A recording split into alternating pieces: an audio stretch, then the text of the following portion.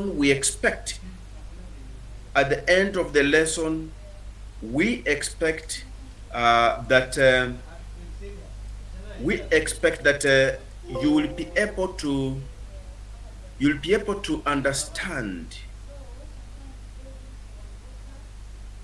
the necessary code of a project and understanding the project you get involved in.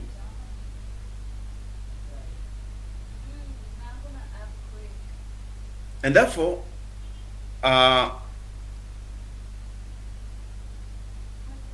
when we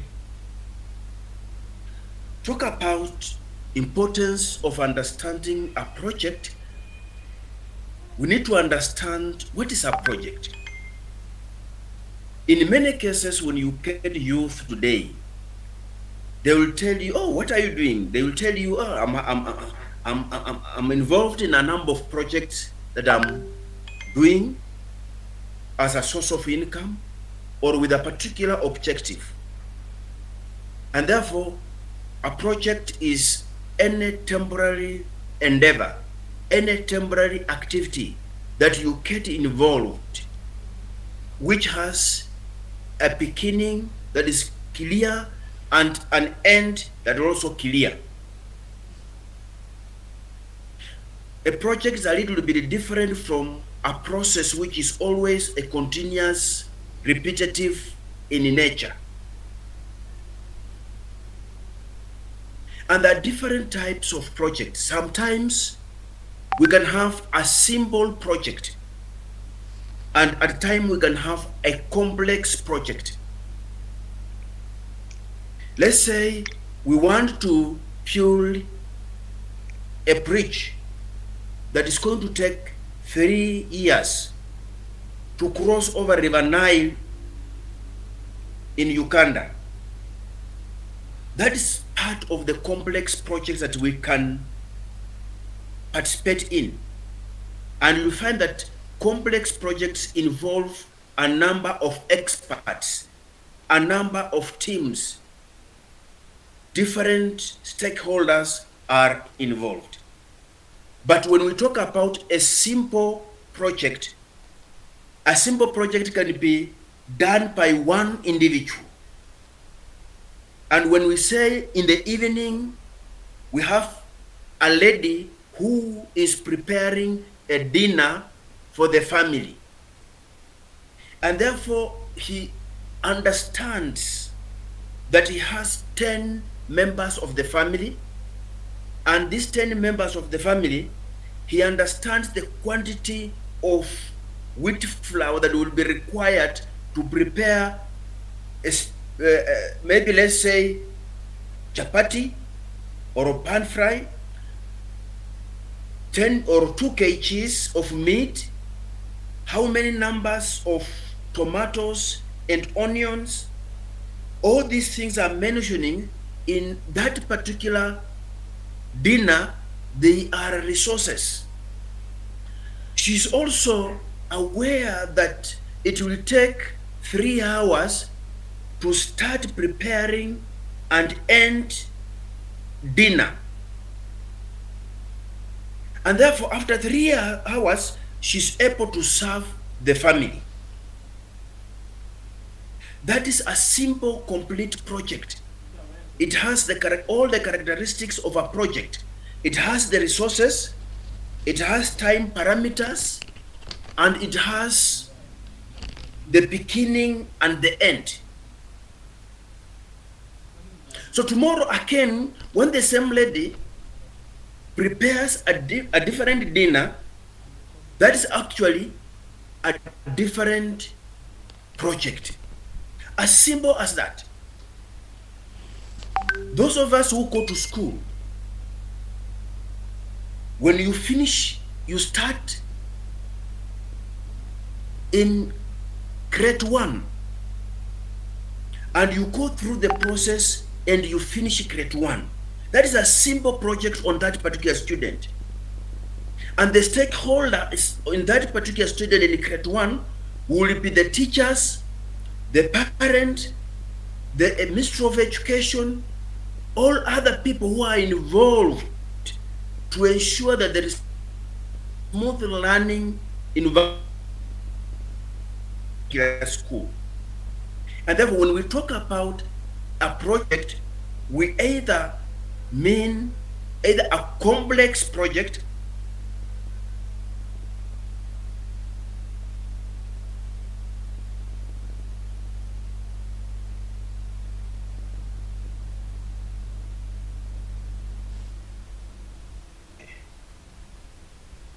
we may have a simple project. I'm seeing my wife, I want to misbehave. A simple project that is done by one individual. When you look at our history as Africans, we live in a family setup. And you find that one family have cows, have goats, and have chicken. They are part of our culture projects that we live in. And those are some of the simple projects actuated by simple projects that we accomplish each day. On a market day, let's say from where I was born, day is on Thursday, and you plan to go and acquire an animal like a sheep. You say, I will be by exactly 8 a.m., transact, carry out activities of acquiring the sheep, and then come back in 2 hours. When you come back with a sheep, you have accomplished the project of acquiring a sheep. As simple as that. Those are many simple projects that we get involved without actually projects. And therefore, a project is different from a process. A project is different from a program. A project is different from other activities that we do. You'll find that a project has a specific characteristics. And when you look at this slide, one of the characteristics of a project is that it must have a clear starting and end time. What does this mean? It means that projects are time bound. They are not continuous. You cannot run a project forever. It's time bound. It must have when are you starting this project and when are you ending this project? A project must have boundaries. It must create a new thing. That's why projects are very unique. When you find a lady preparing dinner today, the same lady, the same kitchen, preparing dinner tomorrow, you'll find the taste, the ingredients, and everything is different. Sorry. So projects are naturally unique. They are different from one another. And projects also are different from a normal, what we call a business. Now, when we talk about characteristics of a project, we want to refer to projects have characteristic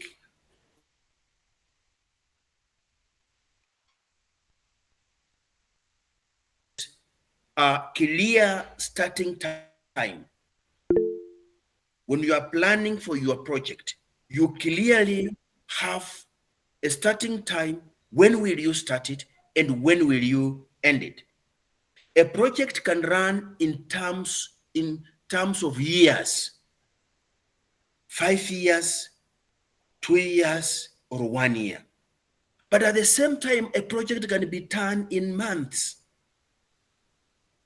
You can go to university to do a master's and take each semester as a project with an objective. You have set your own objective to get an A in every unit as an objective.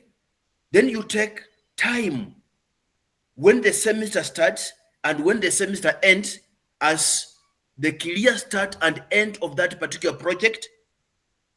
Resources, engaging with lecturers, paying school fees, finding time to attend class as part of your project resources. Then at the end of the semester, when you get the outcome, you find that you have achieved, you can be able to evaluate, or what we call assess yourself, to see whether you have achieved your project goals or not. A project must create something new. That means projects are always unique in nature. They aim to achieve a difference from the status quo, producing something that does not exist. And therefore, you find that a project is a one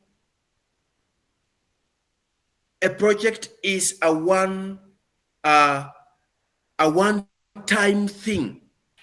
It's a one-off activities. It is a one-off activities. And at the end of the day, a project is not repeated. You cannot say you keep on doing first semester of your master's degree or your bachelor's degree or your diploma or first term of your first grade one every year, every time, without progressing and doing new thing and facing a new challenge. A project is a one-off thing. It is not something that keeps on repetitively. A project requires to, I'm told the internet is unstable, but it's no problem. We have backup, so we will proceed. Okay, allow me my allow me pack up my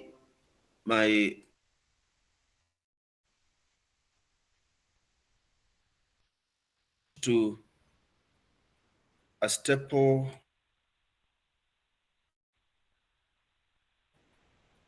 Thank you very much.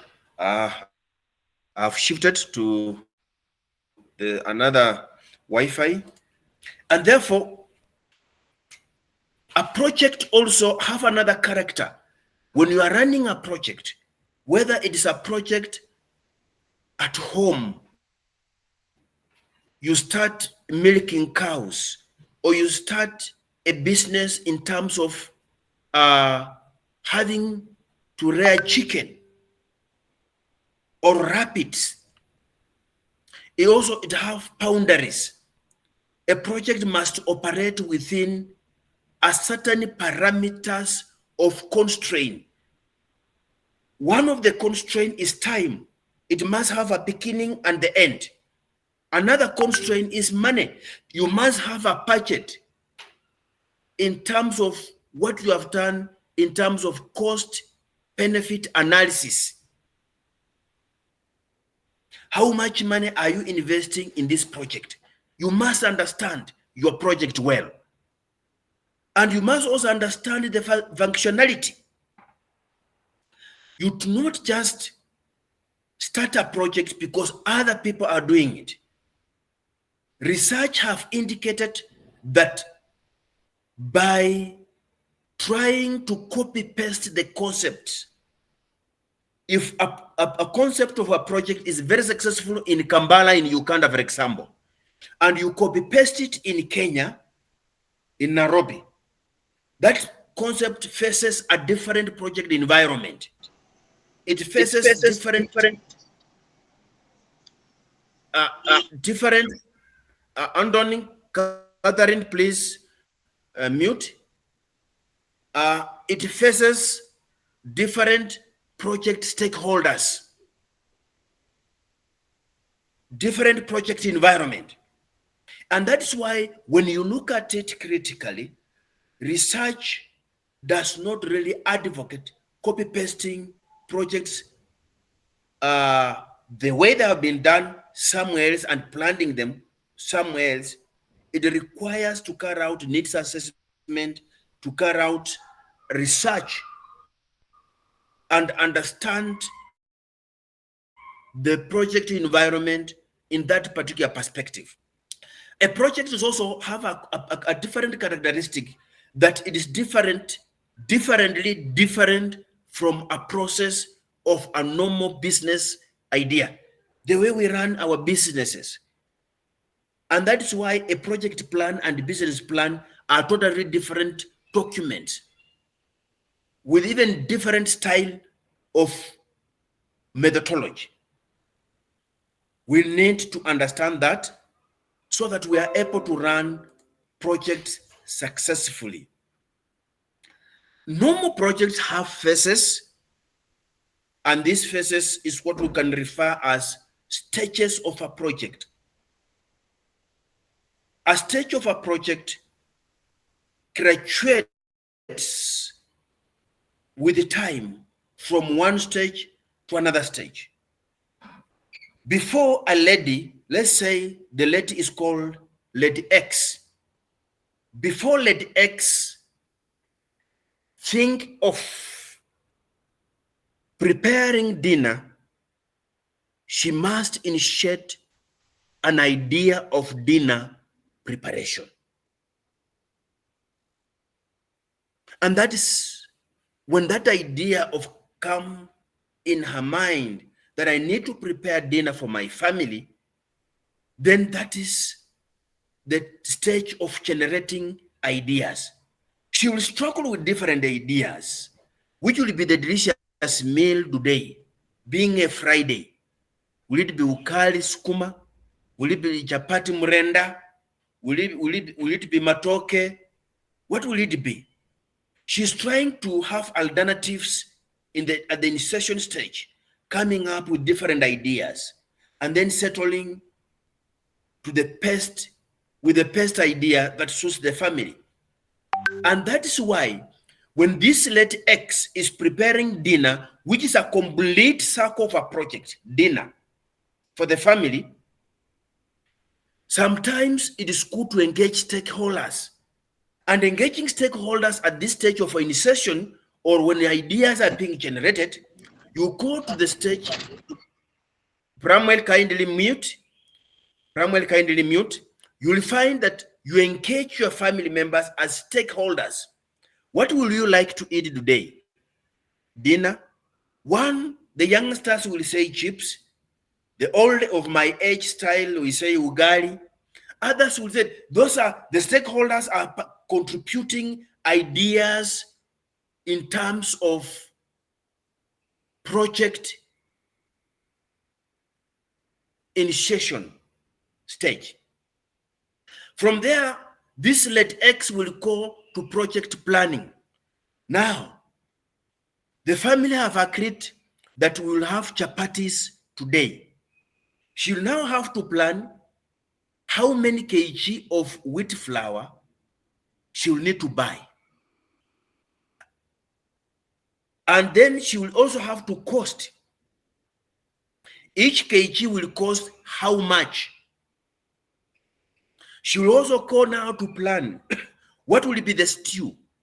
Is it meat, chicken, fish, or green vegetable?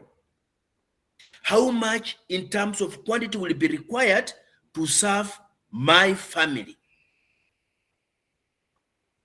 That's project planning. Then she will go further. Where will I get wheat flour? You are planning, you are understanding your project, you are planning.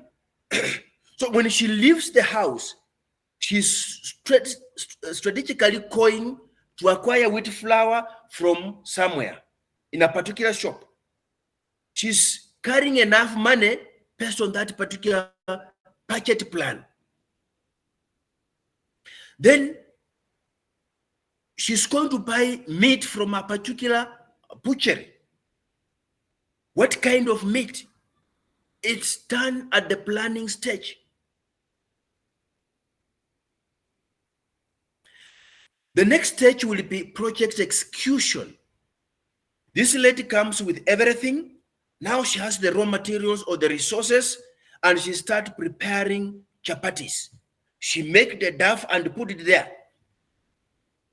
She lights the fire and starts continuing with her project activities. Now, when she's making the dough and mixing with the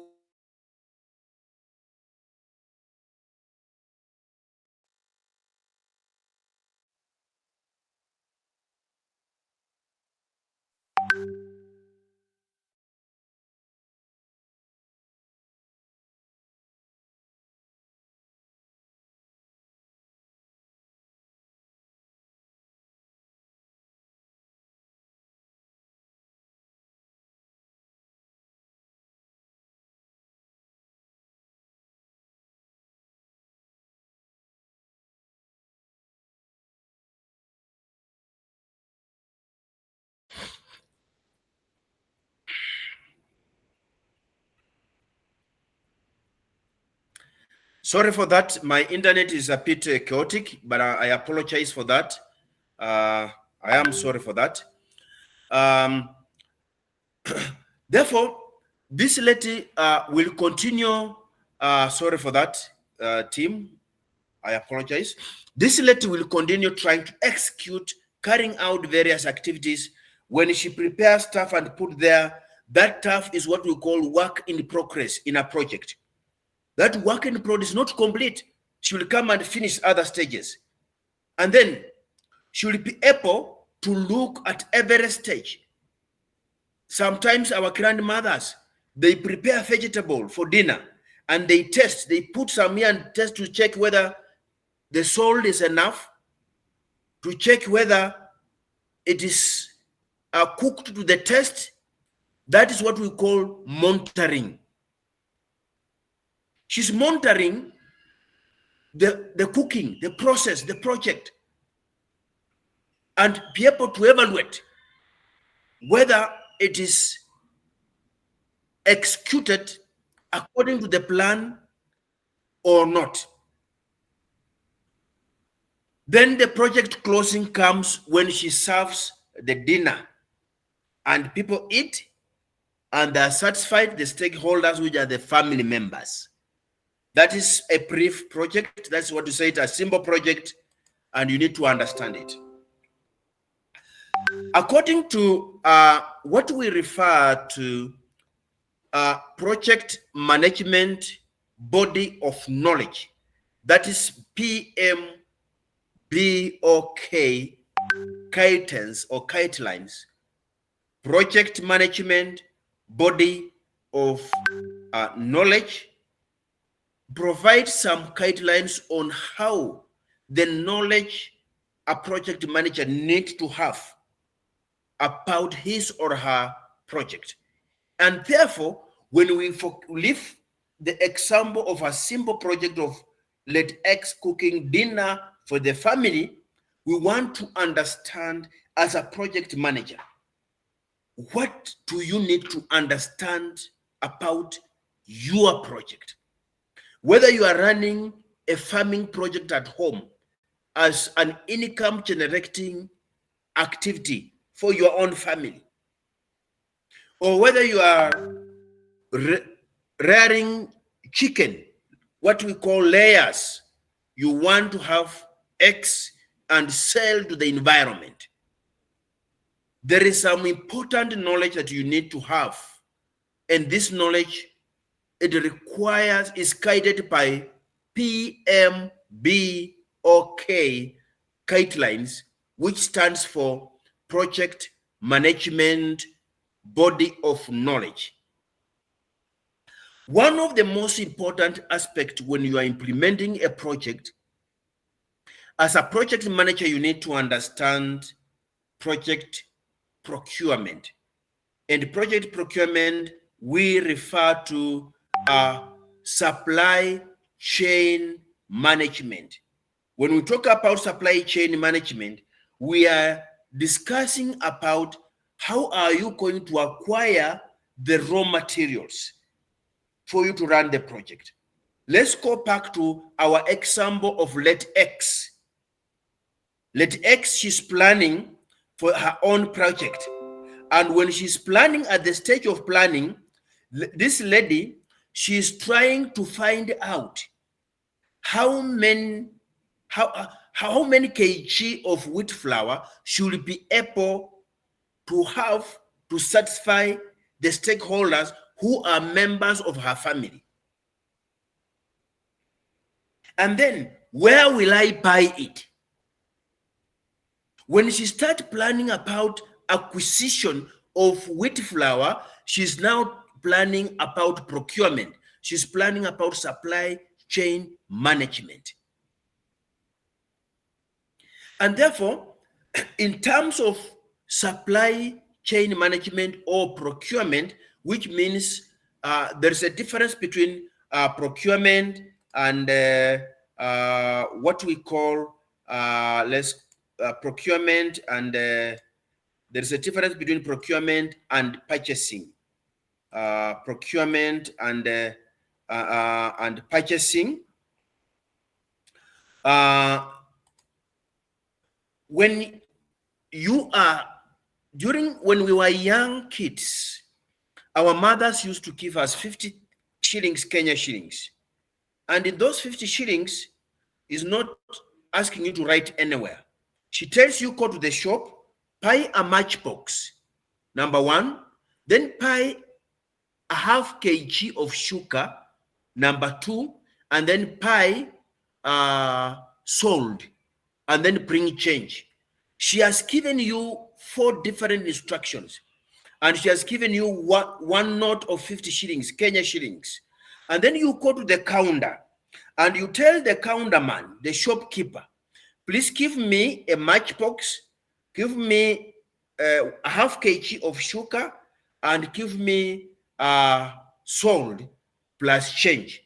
Then the shopkeeper deducts, does the totals, and then deducts the money, gives you change, and gives you sugar, a half kg, salt, and gives you what we call matchbox. That is actually what we refer purchasing. Purchasing is an over-the-counter buying. It's a form of buying where you buy over the counter. There is no transaction. But when you are doing tenders, whether it is open tenders or closed tenders, they are advertised. That is what that process of tendering is what we call procurement. And when we refer to supply chain management, we are talking about storage, logistic, understanding the raw materials, the sources of the raw materials itself.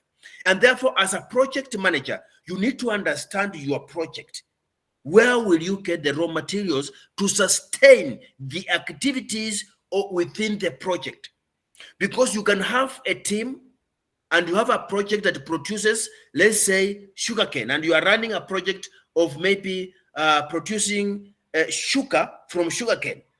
But when you don't know where to procure sugarcane as a raw material, then you don't understand the project, and that project is likely to suffer consequences for lack of sustainability and lack of understanding the project needs. Because as a project manager, you must understand what projects are you running, which environment, what are the project needs that need to be sustained, so that you are able to sustain operations or activities in that particular project. Therefore, project procurement management is concerned with the acquiring of goods and services that enables the project manager to accomplish the project activities and achieve the project objective. Identifying vendors. When we go back to our example, let X is planning to prepare dinner for chapatis. But this let X is saying, I want 2 kg of wheat flour.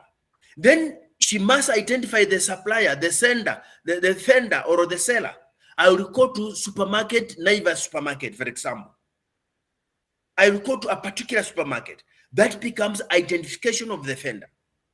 You need to evaluate orders from different suppliers.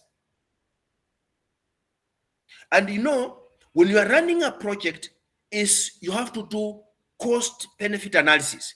And therefore, a good project is the one that has minimum cost than high cost.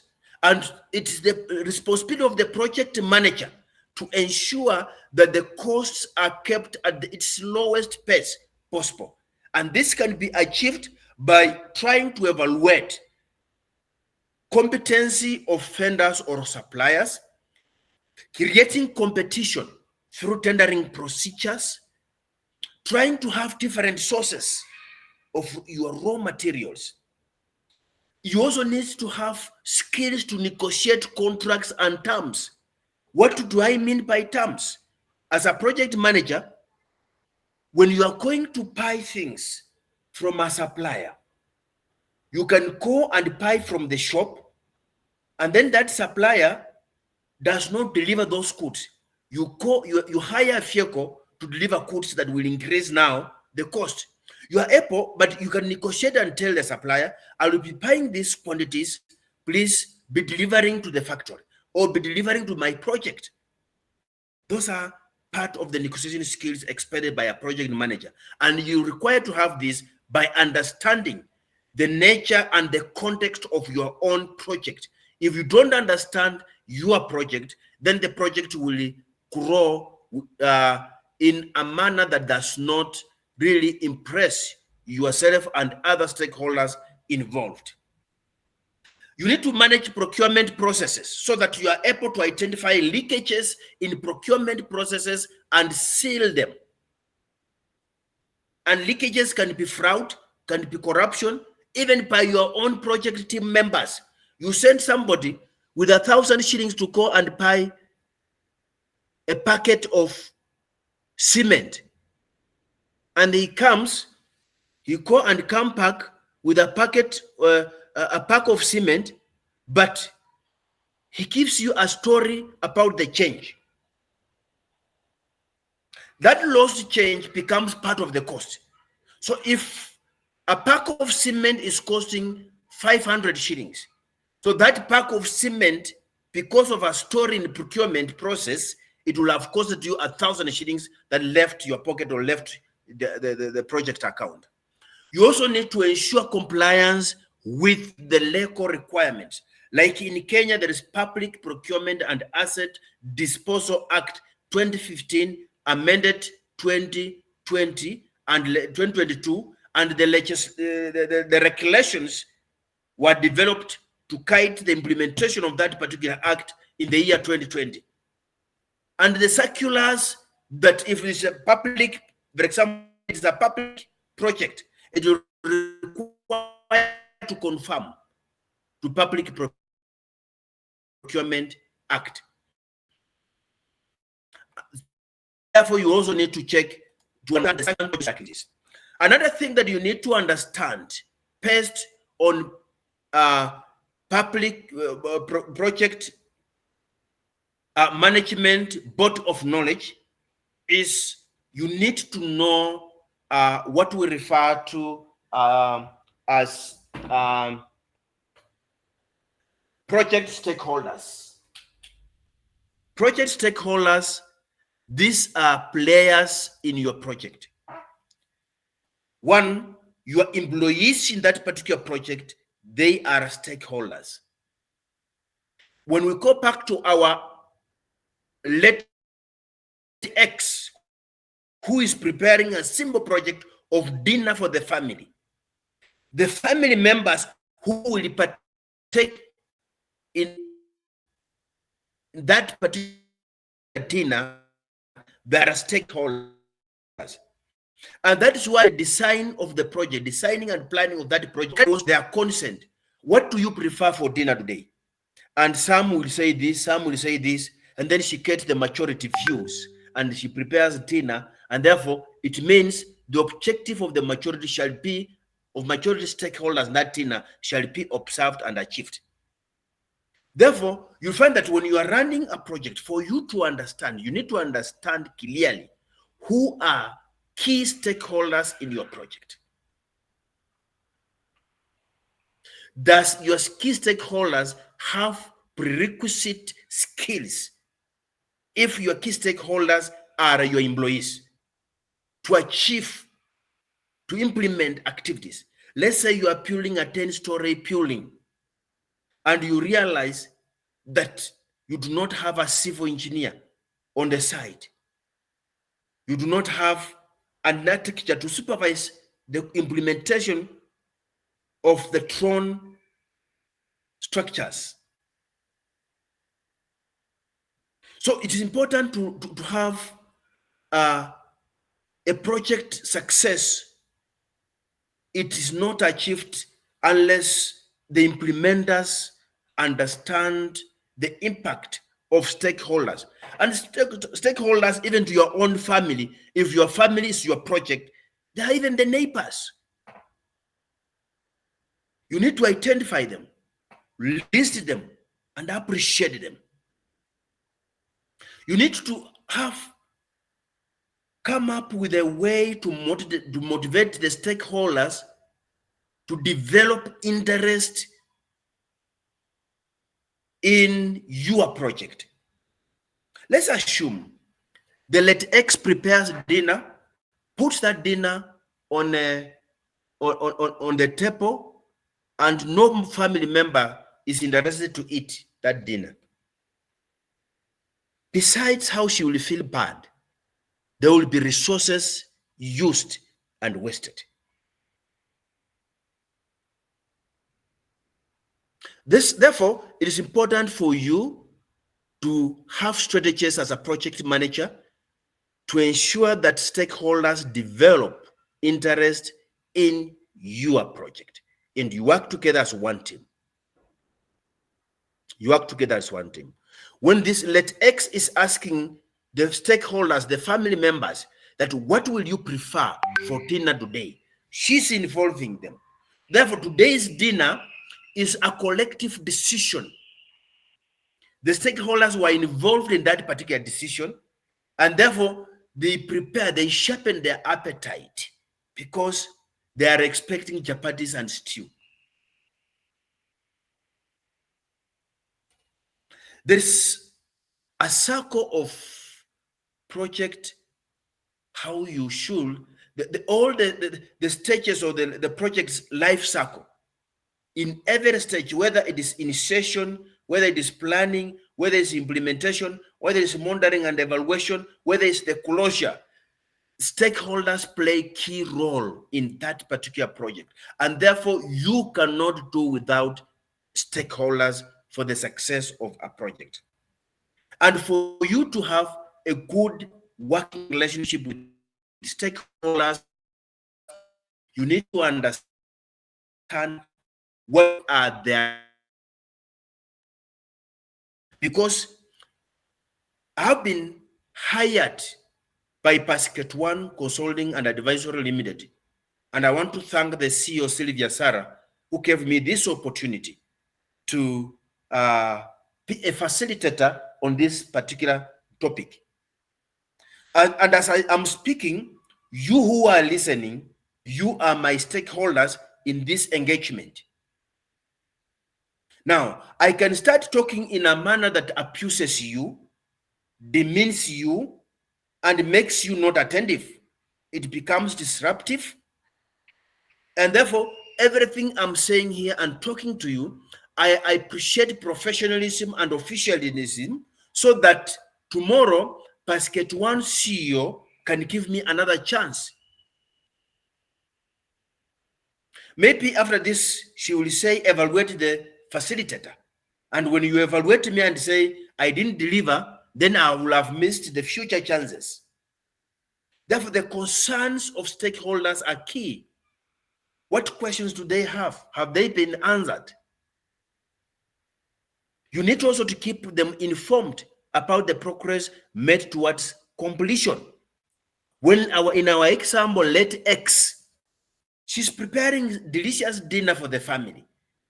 And let X, as she's preparing delicious dinner for the family, we reach a point where we see children, she's taking too long that children have started sleeping, to show signs of sleeping, which means they will sleep without eating the dinner. So it is important for her to update the family members. Please give me 5 minutes. Stew will be done. I'm already done with the chapati. That is trying to keep them updated and building hope on the progress towards completion. You involve them in decision making. When she was asking the family members, let X, going to the children and the father of her children and asking, what do you guys prefer for dinner today? That is democratic approach or style in project management. That is involving the family members or the stakeholders in decision making. Another important area that we need to understand as project managers of our own project, because I want to tell you that even a family is a project. So we get involved in projects without knowing we are doing projects. We finish them, we go forward. Let's say like my father, who have several wives, have several projects. And therefore, another area that we need to understand is project scope. You are running a project and the scope of that particular project is not clear. And when we talk about the scope, we are talking about what it entails. What is the magnitude involved in this particular project? What are the activities involved based on the project design and plan? What tasks are there expected to be executed for the project during project implementation? Therefore, the project scope is wider, and you need to develop a plan to understand this particular scope. You need to determine the tasks, what will be involved. When let X is preparing chapati for the family, as a project dinner, she needs to schedule her own activities. Preparing chapati will take 30 minutes, but the stew will take like 40 minutes. I will prepare concurrently using different method of cooking and different sufrias or pans. And therefore, I will need 40 minutes to prepare dinner and serve at the 45 minute. She's able to estimate the cost, is part of the scope, and track progress against what she planned. We also need to understand project cost. And when you come up with a project, you'll need to have a budget that gives you approximate expectation of the financial perspective. Therefore, you'll need to schedule all the activities, and apart from scheduling them, you also need to cost those activities to have a project cost. As procurement progresses, you are able to track prices by doing what we call purchase research. You are able to feast or do what we call window shopping.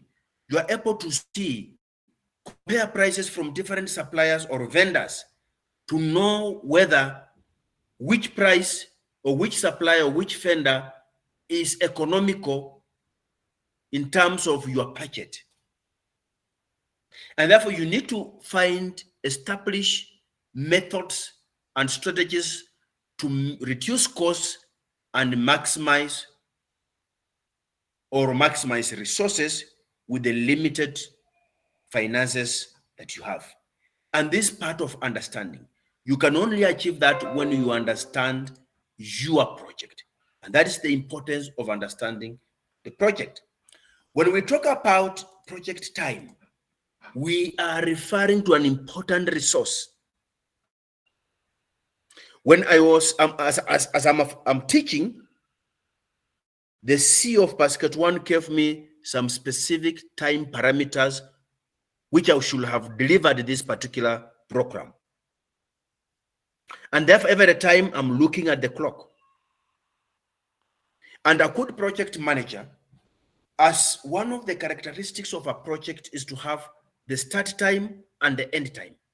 And therefore, we need to be cautious and manage time as a limited and scarce resource. You can only know that when you understand your own project. What do you want to achieve? Where are you now? Where were you yesterday? Where are you going? Those are very important questions that you need to ask yourself and save on time. You need to set deadlines. And this can be done by scheduling activities.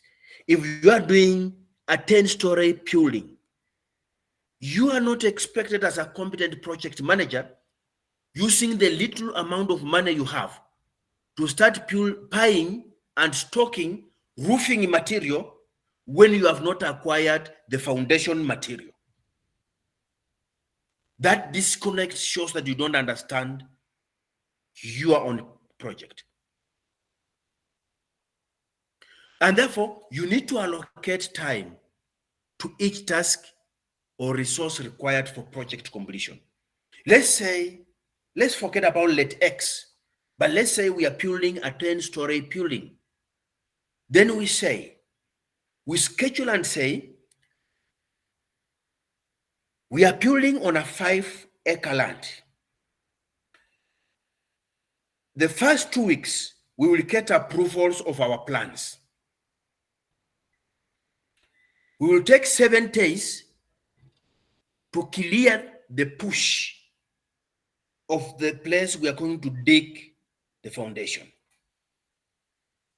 We will take 5 days again to dig the trench so that we can lay the foundation stone. And we take the next 2 weeks to have laid the slab of the foundation of the 10-story building. Then we'll take 21 days watering or doing curing. We are scheduling the milestones of that particular project. But now, we need to ask ourselves a question. Clearing the bush is an activity. How many people will be required to clear the bush in the 5-acre land? Because they will clear even the areas where the lorries will be offloading the materials. How many? Then we plan and determine that there are 5. When we determine there are 5, how many days they will take? They are taking 7 days. How much are we going to pay them per day? Times 7 days, we get the cost of clearing the bush from that land. So we are able to cost activities. We are able to allocate time to each task and cost each task. And therefore, we are allocating what we call resources.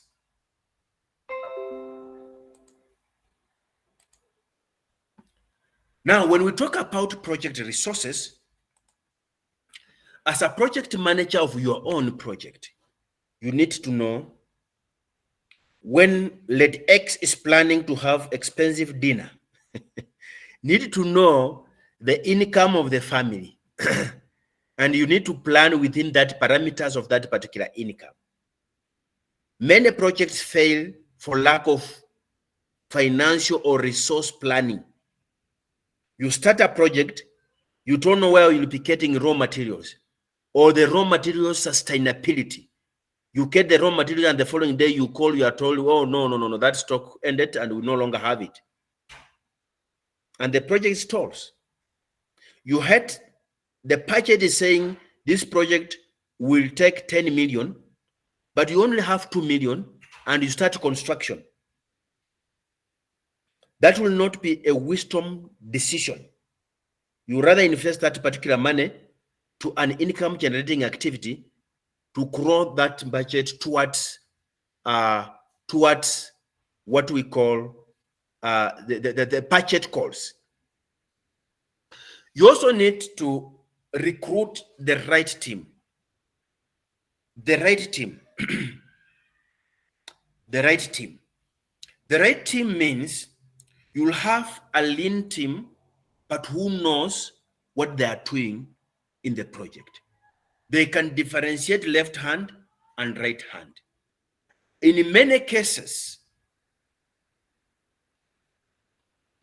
in African culture, because of lack of proper chances of employment, we want to engage people who are close to us, who are our relatives, our neighbors, our friends, to run projects. But at the end of the day, that project, it underperforms because they're not skilled people to over expertise that the project require. It is very, very important when you are acquiring materials of the project to have a skilled buyer, a procurement expert. When you are trying to market your new product, don't just put anybody to go and walk around and say, this is a new product. You need an expert in marketing, an expert in communication, somebody who can develop a relationship with the possible user, who understands how to react when a need arises to react, who understands the concept and can answer queries or questions to the stakeholders effectively. You also need to assign skills based on tasks based on skills. Let's say, for example, you are running a project which is a school. Then you take a Swahili teacher, because you don't have a mathematics teacher and physics teacher. You take a Swahili teacher to say, go and teach maths. And then you wait good performance from students. That cannot be done.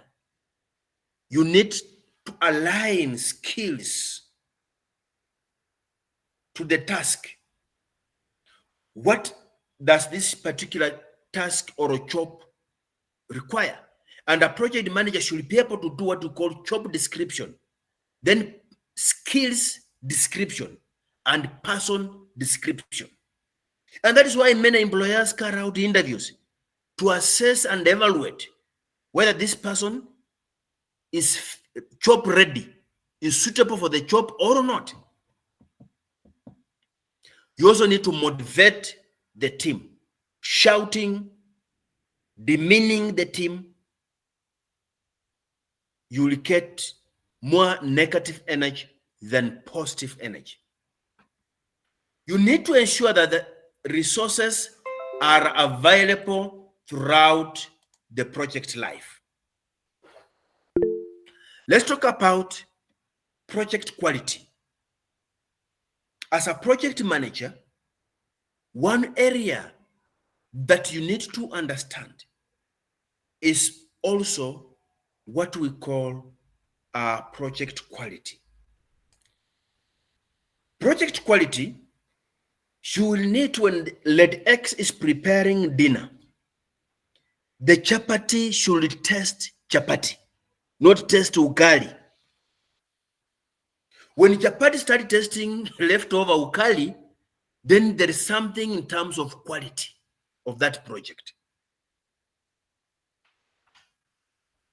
Let the meat stew, if it is chicken, let it taste chicken. But when chicken start tasting like meat from a cow, then there is something in terms of quality that needs improvement.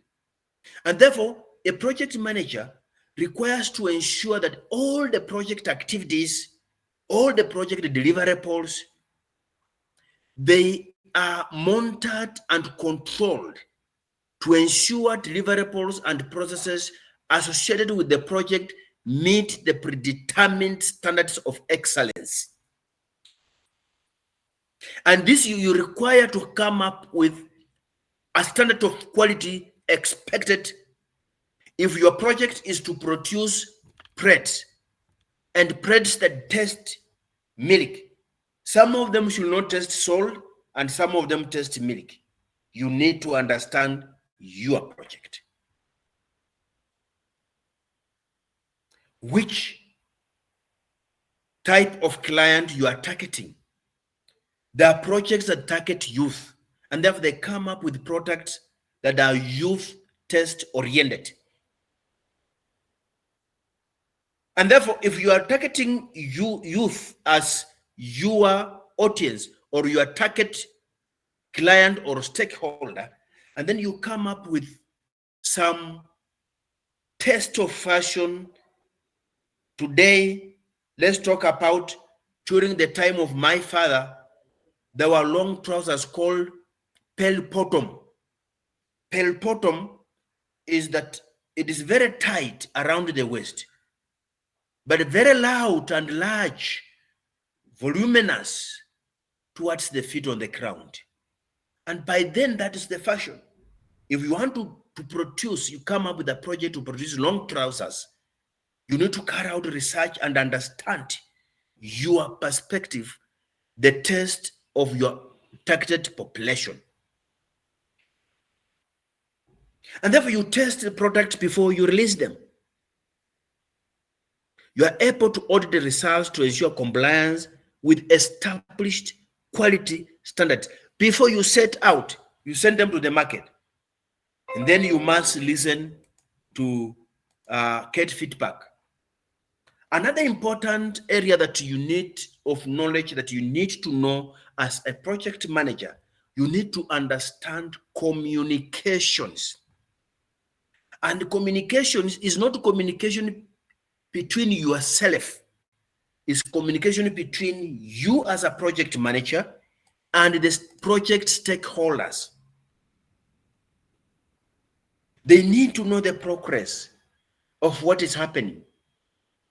They can't wake up in the morning and see you are running a school or you are running a bakery and you produce bread on daily basis, and they wake up in the morning, they found that they are only having stale bread, and you say, I didn't produce because you guys didn't buy the one I produced yesterday.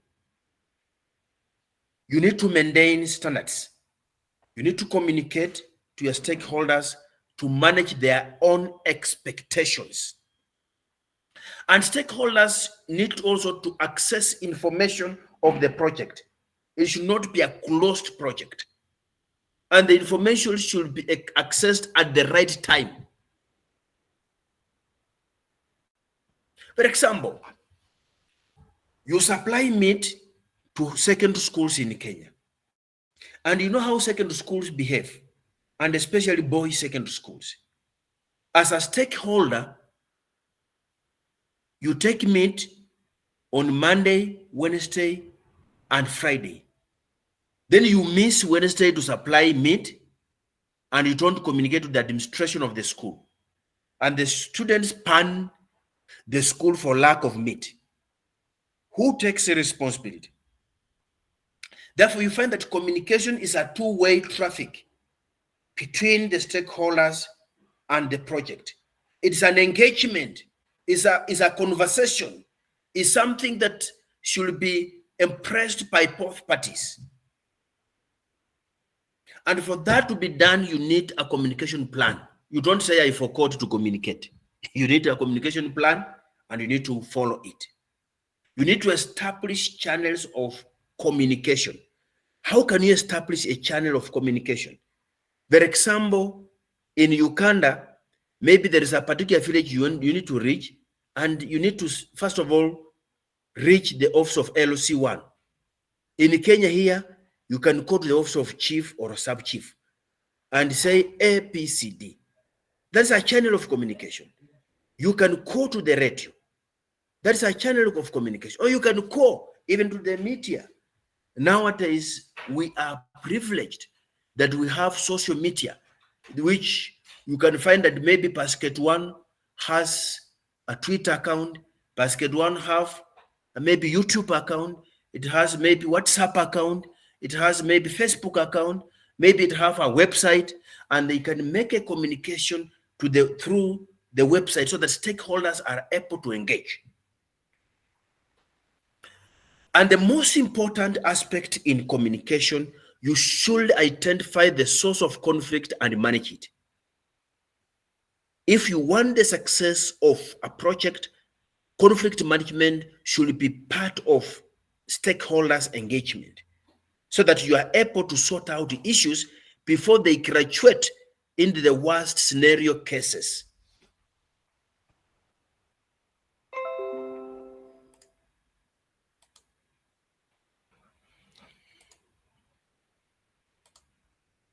Last but not least,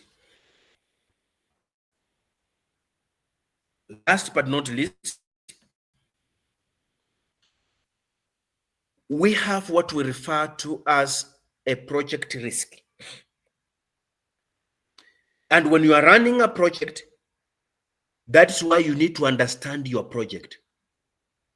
And by understanding your project, you will be able to avoid possible sources of risk when you're implementing your project.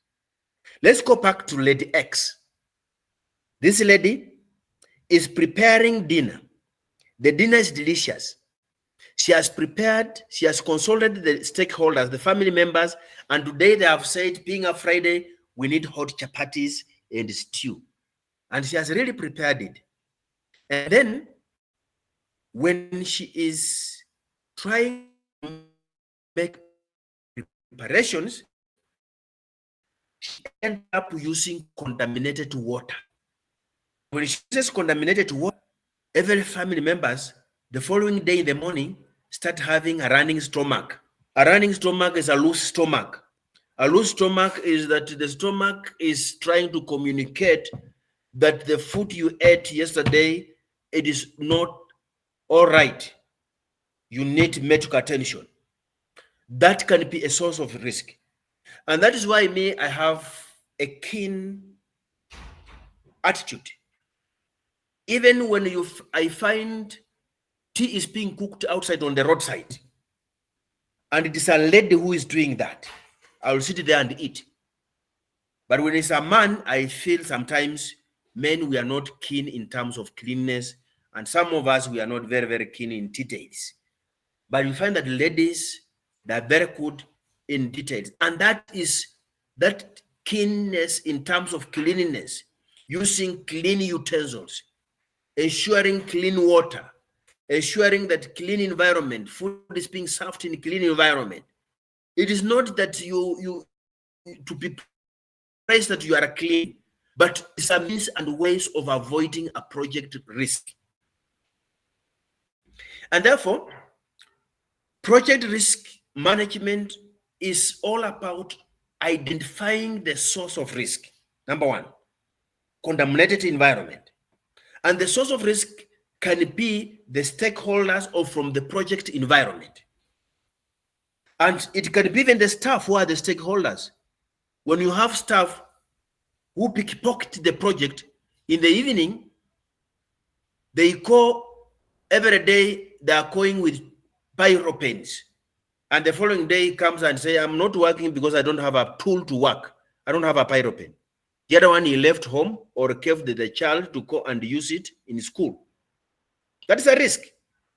As a project manager, you should develop a way to deal with it. Risks are not only financial risks. Sometimes lack of complying with laid down standards and procedures become a source of risk. Becomes a source of risk.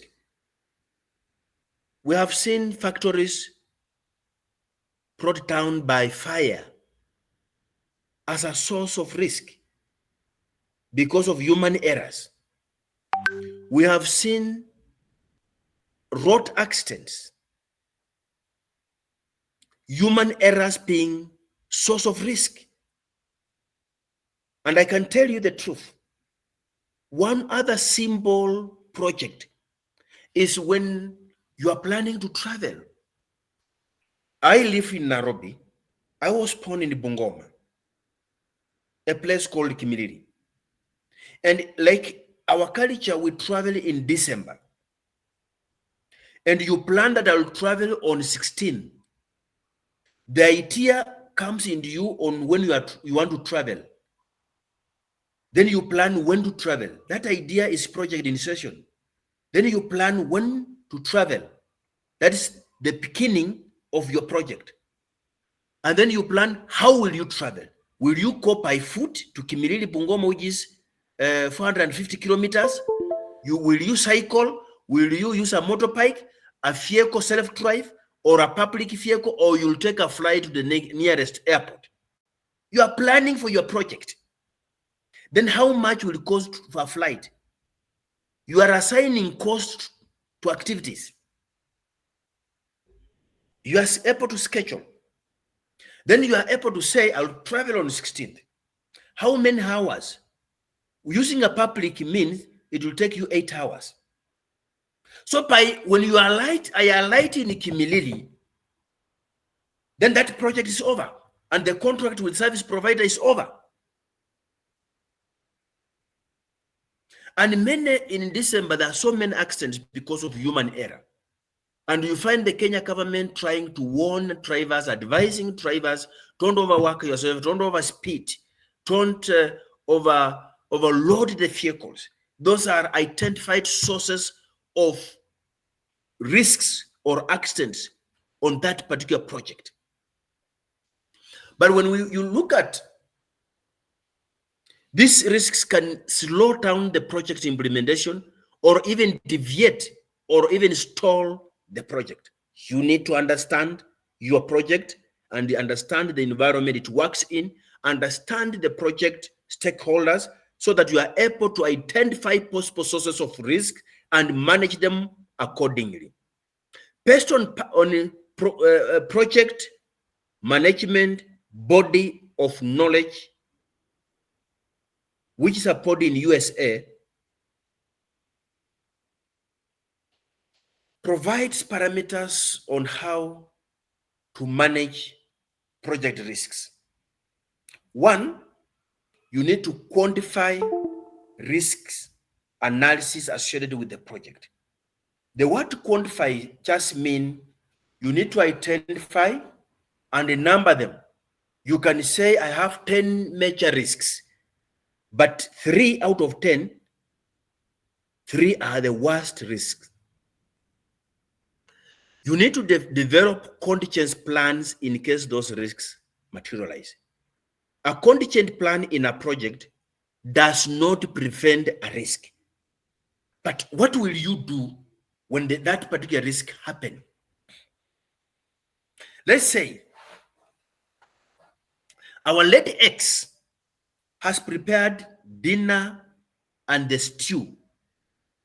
She puts the stew on the table and goes back to bring chapatis. And a cat in the house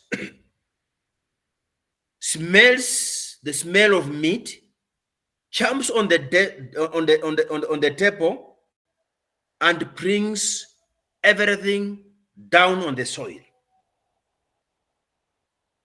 When this lady comes with chapatis, she finds she does not have stew to serve the family with. Therefore, this lady have a contingency plan. In our old age times, our grandmothers used to have pots of vegetables. different vegetables. Like she has cooked, this one is a halfway, this one is 3/4 way, that one will be used today, and this one will be used tomorrow, and this one will be used the following day. Those pots of different pots of vegetables, they were contingent plans, just in case an emergency arise. And therefore, we also need to monitor risks throughout the project's lifespan. When we talk about project lifespan, we are referring to these stages of projects. We are referring to these stages of the project. The lifespan of the project from the project initiation to project closure. There are different various risks that are involved, and with that, we'll be able to identify and manage them. Having reached there,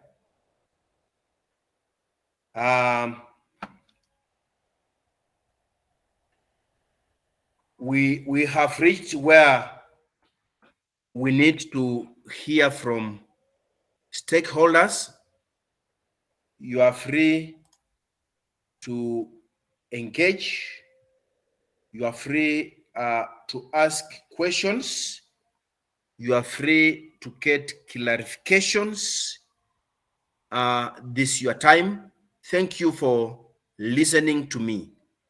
On next Friday, same time, we are going to share to you. Now we have your email.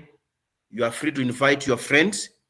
We are going to have a fine speaker from a foreign land, not Kenya, who is experienced and well-versed with knowledge about project management. You will be talking about a project in a different perspective, and we welcome all of you together with your friends. The CEO, Sylvia Sarah, told me to inform participants that this training shall continue every Friday the same time, but when you attend 4 consecutive trainings, you get a NITA accredited certificate. NITA stands for National Industrial Training Authority. I have to say that because I've realized that we have foreigners, non-Kenyans in this training, and I really, really appreciate and welcome you. Questions, please.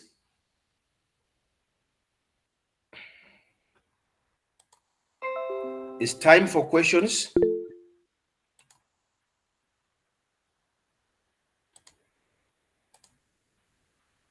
Yes, Mary Mbochi.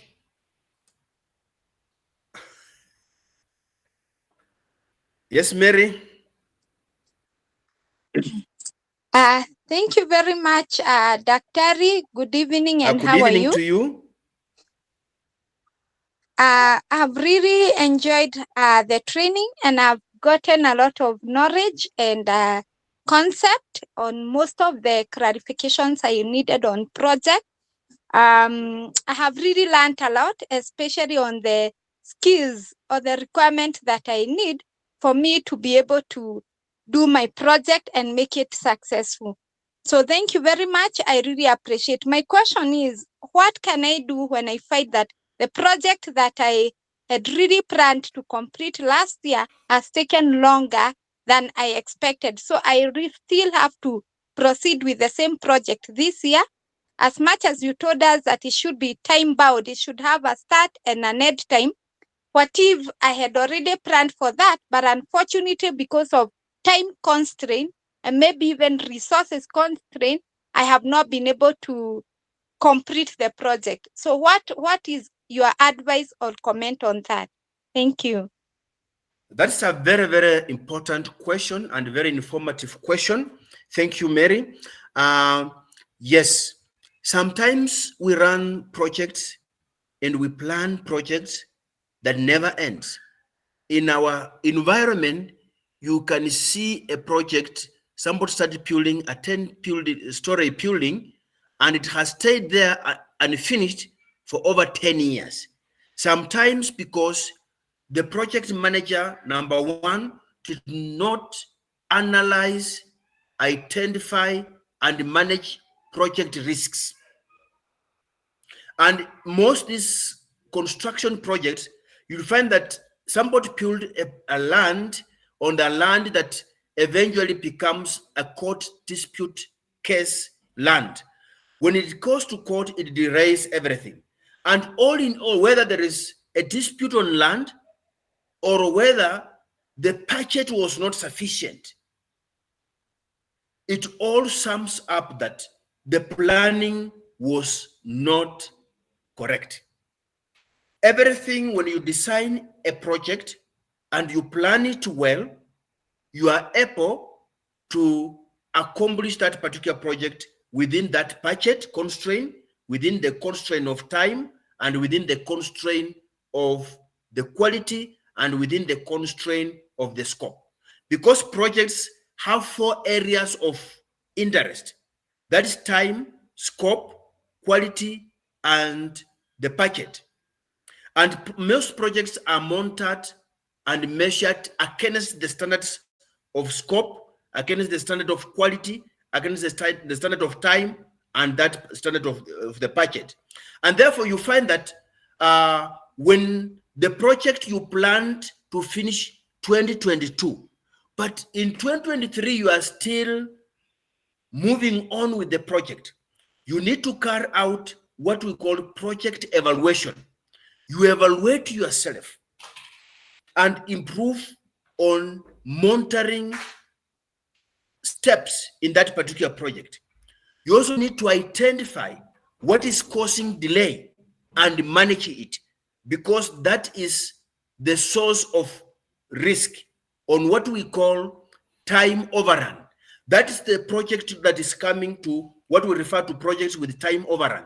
Because when you have planned your project and scheduled, and say you are building a 10-story building, and you say that the foundation will take 2 months, which includes curing. And then within 2 months, you have finished the foundation and you have cured.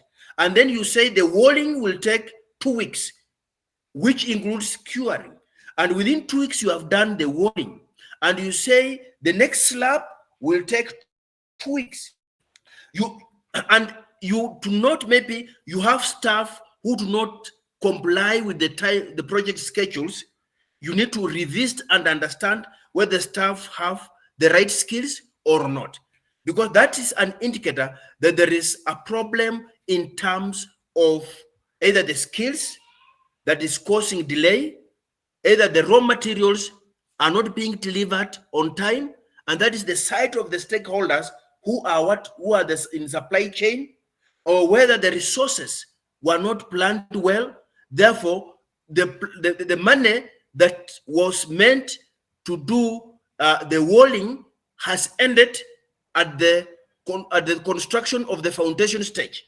In that parameters, it all goes to what we call poor project planning, poor project management skills in a project. A project, especially complex projects, require qualified team, it require proper planning, and having all the necessary materials before you start. It requires close monitoring and what we call result-based monitoring and evaluation. You focus on deliverables. When this deliverable was it supposed to be delivered? If it was supposed to be delivered in 2 weeks, was it delivered? Yes. Was it delivered according to quality expected or not?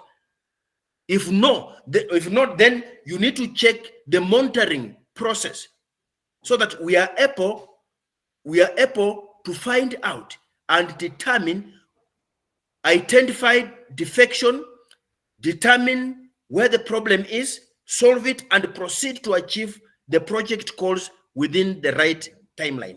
So there are so many parameters that can affect a project delay, so that when the project delays, you intended to finish it on December 2022, but by January it has not been finished. That is what we call time overrun. And when you have a project suffering from time overrun, it will attract extra costs. And therefore, you'll also have budget overrun.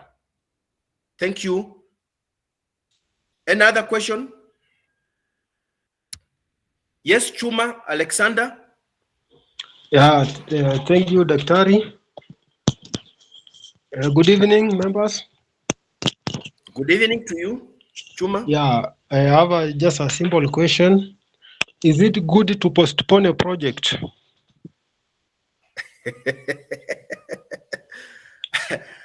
Chuma, that is a very technical question. Yes and no. Why? Depending, Chuma, on the type of a project. If my project was planning to marry next year and I find that I'm not ready to marry, then I will postpone that project to the other year. But let's say there is an emergency scenario, COVID has come. You cannot be able to postpone activities to fight COVID-19. And therefore, that is why I said yes or no, depending on the circumstances of why do you want to run that particular project. Any follow-up question, Mr. Chuma? Actually, you've answered what I had asked, but I also saying this. For example, I want to plant canes. Then, Yes. I have to get the seedlings. But the time I've prepared the shamba, Yes. I cannot get the seedlings by that time. So I might decide to postpone the project, yes, but you see, I will not achieve the target that I had. So that is my biggest challenge when I ask this question. Now, Mr. Chuma, the characteristics of projects, you never start a project that you have not planned for. Now, when you are planning to plant sugarcane as a project, you must identify the land. When are you supposed to prepare that land to be ready for planting? You must have planned and identified the source of seedlings and get confirmations. And necessary, it is very risky to start a project when you don't have enough resources. Yes, I speak from experience. Some of us have started projects when we don't have enough resources and projects have collapsed. Therefore, it is the good practice professionally to plan for your project professionally so that when you start a project, you are ready to implement it. But instead of starting a project and when you are not ready to implement it, or you don't have everything ready, the best way is to postpone that particular project. Any other question?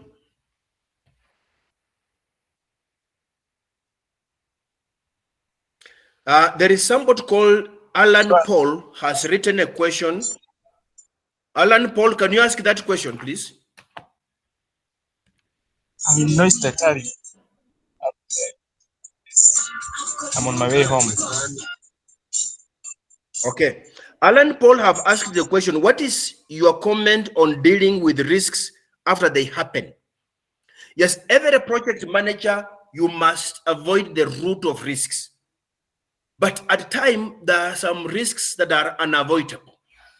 You can transfer those risks to the insurance firm on behalf of the project.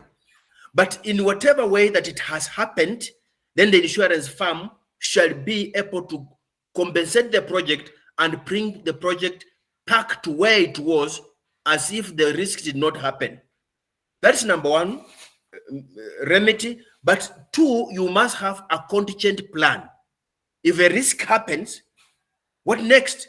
Can the project close down, or you have a contingent plan? So as a project manager, you need to have develop a contingent plan.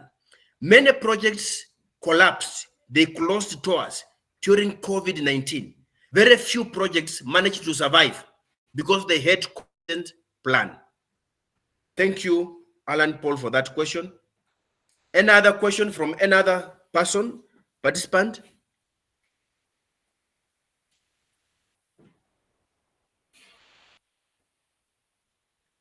Any other question? Thank you, Alan. Oh, sorry. Yes, Robert Chuma, proceed. Yes, Daktari, thank you very much for this awesome lecture today. I've enjoyed it. Welcome. And, related to what Alex has asked, and you have said you try to avoid the risks as much as you can. How do you make sure that this one happens? Risks, avoiding risks, somehow is quite inevitable. Thank you How very do much. you avoid them? Thank you. Thank you very much. When you look at the project management, procurement, or supply chain perspective, there is in law what is called covita empta. Covita empta means the buyer must be aware. When you are acquiring goods and services of a project, you can avoid the risks by making informed decision, being aware of what you are doing. That's number one. Number two, in many contracts, when you are entering a contract with a service provider who is providing services or goods, delivering goods to your project, there are some risks that you cannot avoid. And it is provided for in law, for example, what we call force majeure. That means the act of God. Something like you are building a 10-story house. The contractor builds, does the roofing, and does the finishing. But before the contractor hands over the building to you as a complete project, the lightning, the rain comes and the lightning comes and hit the buildings and it cracks in the middle. It is taken care. That's why most projects are insured, because it's the act of God. It's not the wish of the service provider who is a stakeholder. It's not your wish, but you must mitigate against it. You must plan for it. If it happens, what will you do? And that's why many project managers take insurance for the unforeseen circumstances. Thank you, Robert Chuma. Any other question?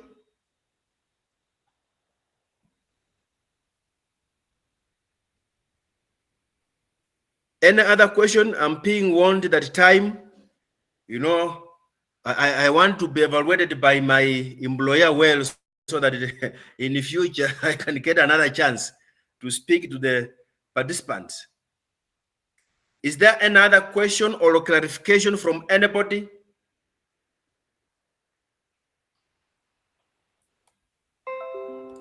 If there isn't, yes, James. Good evening, Dr. In listening, that I'm also driving. I would like to understand the clause in the contract that is input as force majeure. What does it help us in terms of risk? Because force majeure is also part of contract signing in any contract that we undertake. Thank you very much. Force majeure, it just simply means, from the Latin language, in our English, it means act of God. It is a circumstance that has come up that was not expected by any of the project stakeholder. It was not expected by the project manager, and it was also not expected by the service provider or the goods deliverer or any other stakeholder. It was not expected. Now, when it was not expected, it means it was not planned for, and it was not, maybe resources were not allocated for. And I want to provide an example of COVID-19. In the whole world, nobody budgeted, no organization budgeted for COVID-19. And therefore, we were stumbling trying to transfer funds from here, using funds for this to this, to try to mitigate the immediate happening. And sometimes it requires a project manager to sit and plan on the unforeseen. When you plan for unforeseen, you put in place what we call a contingency plan.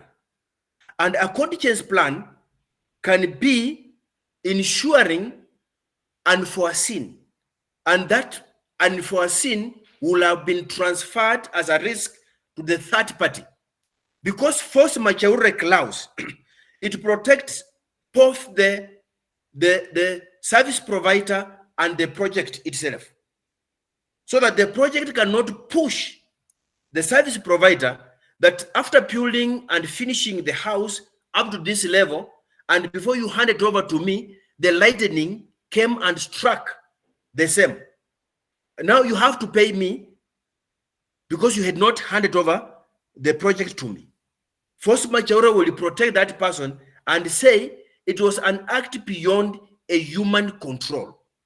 Then the project manager should have taken precaution to ensure that unforeseen is also taken care of by ensuring the foreseen, by transferring the risk of unforeseen to an insurance firm, so that when such a thing happens, the insurance will come and inspect.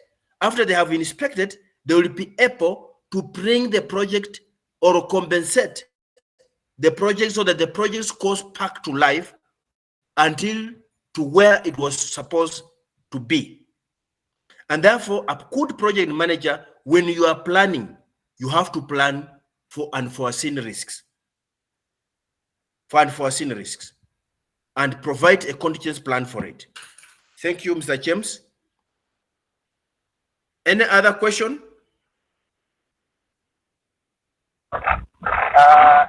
I have another question, Daktari. Yes, please. In terms of risk, we have like projects, government projects, for example, and the element of compensation. Like here in Mombasa, the government had planned and approved a project to the Japanese government in 2019. Yes. Today, the project has never kicked off because of compensation, relocation, and resettlement action plan. Now, as a project manager in this scenario, you are supposed to kick off a project in 2019. 5 years down the line, I think I saw the minister talk about it yesterday, Honorable Murkomen. What measures should I put in place as a project manager who has been handed over this project in 2019 and to date I have not started the project? Yeah, that's now where we talk about planning for a project. And when you are planning and designing that project, you design the project and you say it will pass through individual private lands. Then a plan should be there on how they are going to compensate those individuals. 2, a plan of sources of funds to compensate should also be in place. 3, where are these people being transferred to? Another plan should also be there so that the plan to evacuate these people to another or be compensated to another location is in place. Why this project sometimes, well, allow me, I don't know whether Basket One will allow me use this language, but where projects that are politically initiated with political statements on radios or televisions, sometimes those political statements, they mean something different from the actual reality of the project environment and the need to implement the project based on the law, because there's the law of compensation that must also be complied with, because the project is being implemented in a private property. When that is not well planned, please, we end up having challenges and half time overrun and cost overrun. Sometimes even the expectations overrun. Sometimes also such a projects fail because of fraud. People who are supposed to be compensated, when there's no proper plan to identify them, then you end up even compensating wrong people and leaving the genuine people who are ought to be compensated. Therefore, the success of the project is determined in two stages: the stage of design, how the project is designed, and the stage of planning, how the project is planned.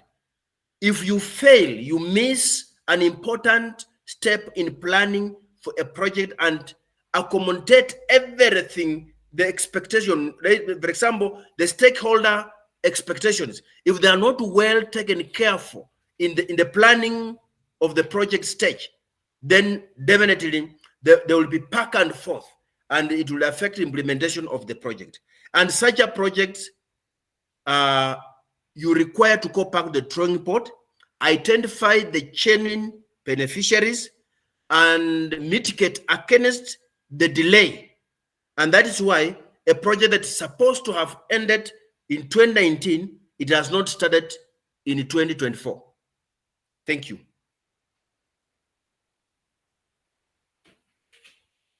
Another question? Sampot is asking for slides. The